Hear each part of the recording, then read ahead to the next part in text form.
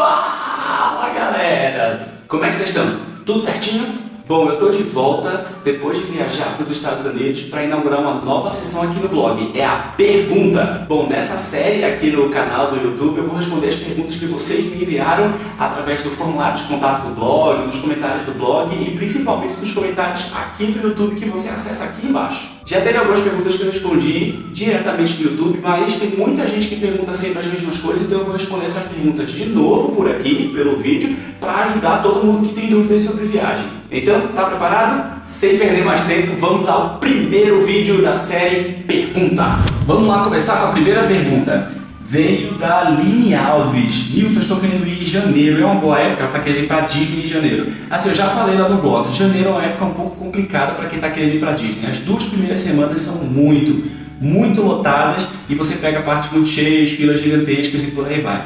Já se você estiver indo a partir da segunda quinzena de janeiro, a partir do dia 15, do dia 20, por aí vai, fica bem melhor. É um pouquinho frio essa época em Orlando, não chega a ser como nos estados do norte dos Estados Unidos, como Nova York, mas é um pouquinho mais frio, então você vai pegar ali por volta de 10, 9 graus em alguns dias de janeiro, mas assim, o parque fica bem menos cheio a partir da segunda quinzena, então se puder escolher, segunda quinzena para Disney.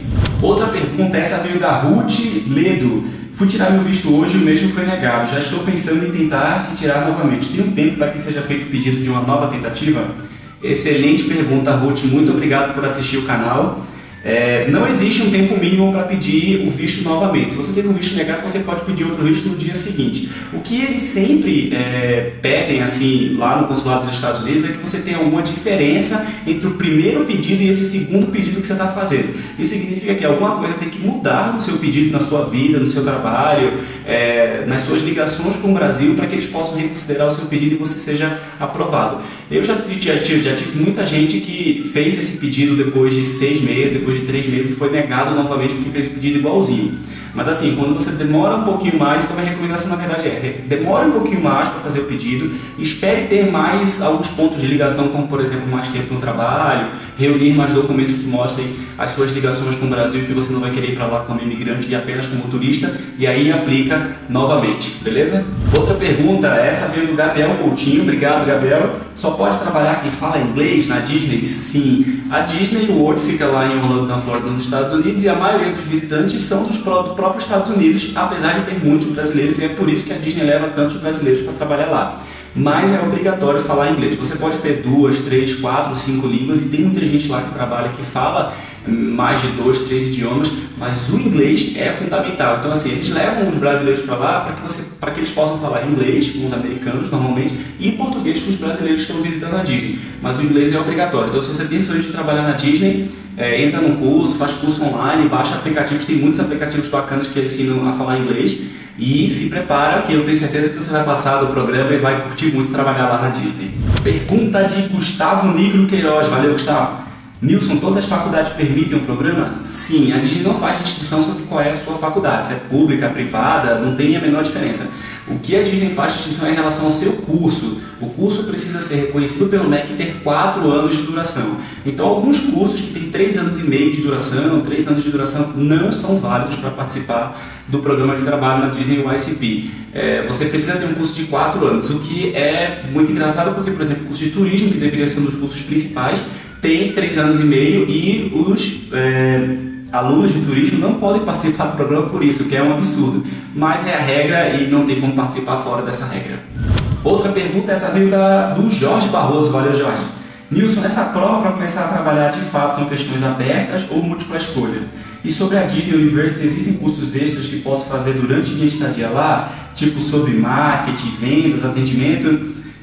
Boas perguntas, Jorge. Olha só, a prova para começar a trabalhar, que é o assessment, depois de você ter o treinamento na Disney, são questões de múltipla escolha. Então você vai ter lá algumas questões e você vai ter que escolher as opções certas. Além disso, depois da prova, o seu manager, que vai comandar o seu trabalho durante o seu expediente lá na Disney, faz algumas perguntas pessoais, assim, falando ao vivo com você. Então ele faz algumas perguntas, você responde na hora e se a sua prova tiver sido ok, você é aprovado. Sobre a Disney University, existem alguns cursos, mas quem é ICP não pode fazer. Mas existem outros programas que, se você der uma pesquisada, você pode fazer sobre atendimento, sobre vendas, sobre marketing. A Disney é uma das maiores empresas do mundo, é a maior empresa de entretenimento do mundo, tem mais de 32 empresas no portfólio da Disney, e a Disney University é bem bacana, mas são programas diferenciados, eles levam turmas de empresários do Brasil para fazer treinamento sobre marketing e vendas e por aí vai. Então assim, entra lá no site da Disney University e pesquisa, mas não é dentro do programa do ICP.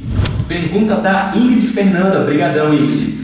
Deficiente físico pode trabalhar lá? Excelente pergunta. E sim, pode trabalhar. A Disney não faz distinção nenhuma entre nenhuma pessoa. Então assim, cor, peso, aparência, nacionalidade, religião, não importa, e muito menos se você é deficiente físico. Óbvio que existem algumas limitações do que você pode ou não fazer dependendo do tipo de deficiência que você tem. Mas a Disney tem trabalho para todas as áreas, e sempre que eu estou lá no parque da Disney eu vejo muita gente trabalhando. Eu trabalhei com pessoas que tinham deficiências motoras e eles são profissionais tão bons quanto qualquer outro profissional, óbvio, e a Disney não faz distinção disso. Então assim, você pode aplicar se você tem alguma deficiência, se conhece alguém que tem alguma deficiência, e a Disney só vai adaptar o seu trabalho para posições em que você possa exercer da melhor maneira possível, mas vá em frente. Pergunta do Makoto Rocha. Tenho dúvida se eu fizer várias escalas, passarei por alfândegas em todas as passagens ou só pagarei no Brasil? Como fica isso? Boa pergunta sobre a alfândega. O nosso vídeo de alfândega é um dos mais vistos. É o seguinte, a alfândega do Brasil você só para na primeira parada no Brasil. Então assim, se você está vindo dos Estados Unidos e para primeiro em Manaus, você vai passar pela alfândega em Manaus. Depois, na sua segunda conexão, se você está indo para São Paulo, para o Rio, para Recife, não importa, aí já é um voo normal, um voo local, e você não vai mais passar por alfândega. A mesma coisa acontece quando você vai, por exemplo, para os Estados Unidos. Você tem que parar na imigração deles apenas no seu porto de entrada. Ou seja, você está indo para Orlando, mas o seu voo para primeiro em Miami, você vai ser interrogado lá na parte da imigração em Miami. E depois o voo para Orlando, se você vai para Nova York, se você vai para Las Vegas, aí não importa mais, são voos locais. Então assim, imigração e alfândega é sempre na primeira parada nos países que você está indo, inclusive no Brasil. Beleza? Valeu pela pergunta. Outra pergunta agora aqui do Sávio Cardoso. Ele perguntou se esses apartamentos, casas ou quartos do Airbnb, do vídeo do Airbnb, tem roupas de cama, toalhas e etc.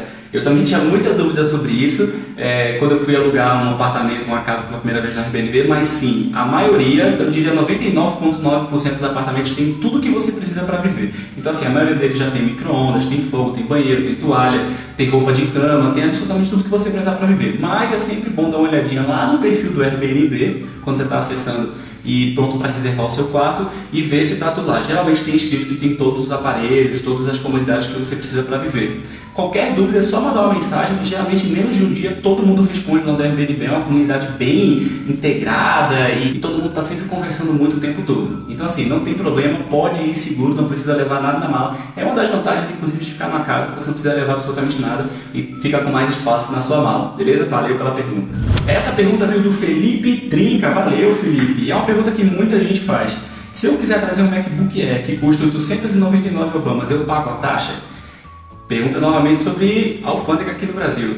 É o seguinte, não importa o valor do seu notebook que você está trazendo. Se você está trazendo apenas um notebook, ou seja, você foi sem nenhum, está trazendo um, e considera isso de uso pessoal, ou seja, você já tirou da caixa, já usou durante a viagem, salvou suas fotos e tal, ele não vai entrar na cota dos $500. Ele é considerado como item pessoal. O que entra nessa categoria de item pessoal são roupas que você usou durante a viagem, computador e telefone celular. Um telefone.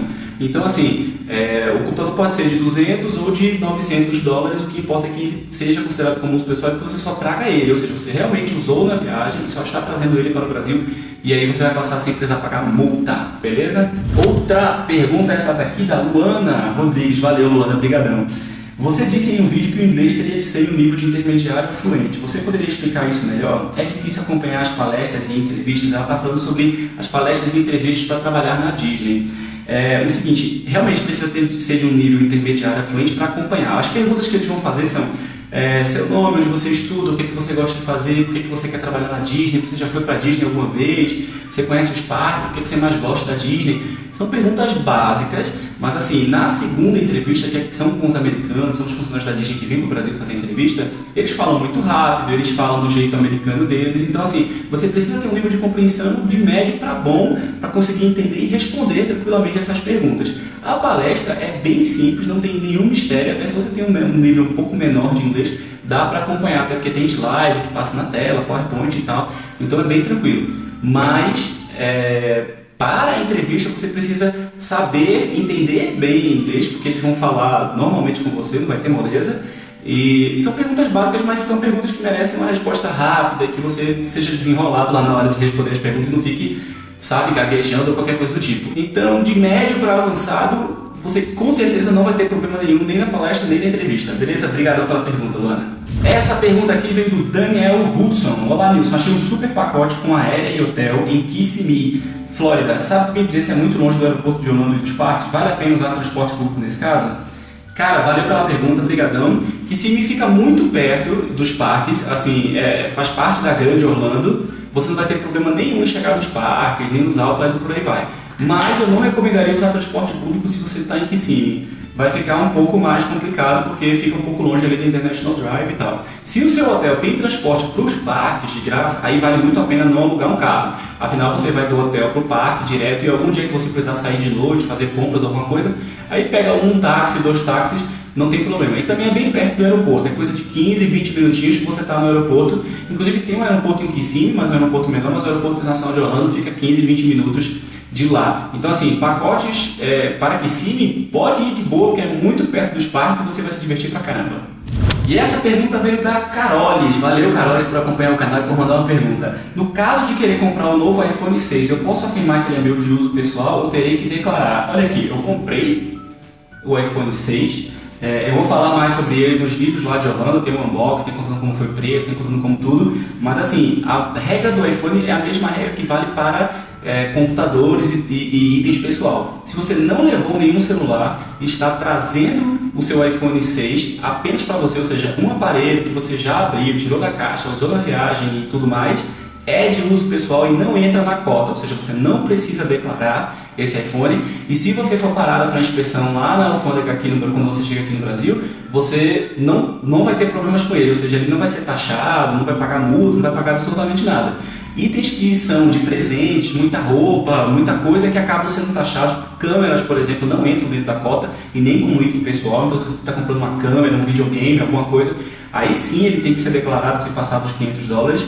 Mas se você está trazendo apenas o seu iPhone 6 e não levou nenhum celular, pode ficar tranquilo.